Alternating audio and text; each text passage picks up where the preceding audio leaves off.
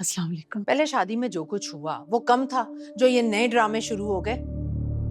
अरे मेरी तो समझ में नहीं आ रहा कि आखिर वो लड़का आया क्यों था, चोरी करनी थी या मेरे बेटे को कत्ल करने। तुम जाकर सुरैया से पूछो कि आखिर ये तमाशे कब तक चलेंगे।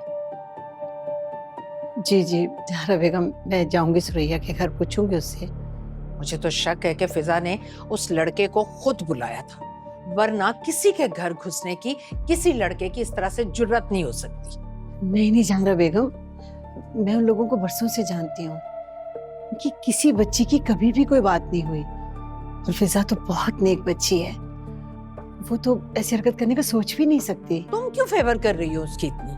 क्योंकि मैं इन लोगों को बरसों से जानती हूँ और पूरे यकीन से कह सकती हूँ कि फिजा का उससे कोई वास्ता नहीं, वो ऐसी हरकत कर ही नहीं सकती।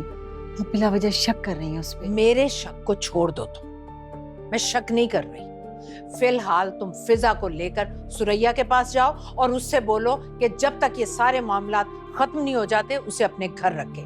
जब सब ठीक हो जाएगा ना तो मैं खुद बुलवा लूंगी उसे। नहीं जहरा बेगम, अब ऐसा मत करें। वो नई नवेली दुल्हन है, अगर वो इस तरह से घर जाएगी तो लोग बातें करेंगे। मैं तुमसे मशवरा नहीं मांग रही, बता रही हूं तुम्हें।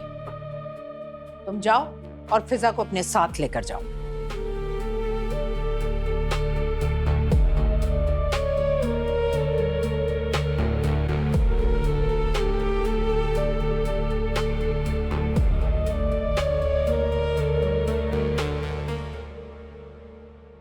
मैं क्यों चली जाऊं? क्या किया है मैंने? फिजा तुमने कुछ नहीं किया, लेकिन जहां रखा हुक्म है कि तुम्हें कुछ दिनों के लिए मिके चले जाना चाहिए। पर क्यों खाला?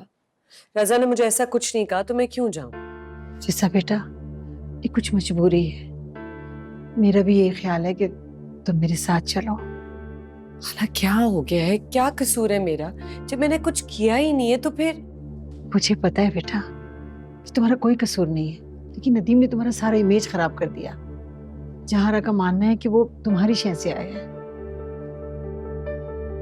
खाला कसम से आप तो मुझे जानती हैं, आप कैसी बातें कर रही हैं? हाँ बेटा, मुझे सब पता है, लेकिन इस वक्त तुम्हें मेरी बात माननी चाहिए। चलो अपने कुछ कपड़े उठाओ और मेरे साथ चलो।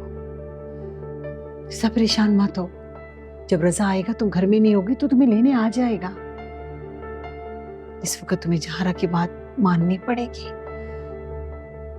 प्लीज मेरे साथ चलो फिजा।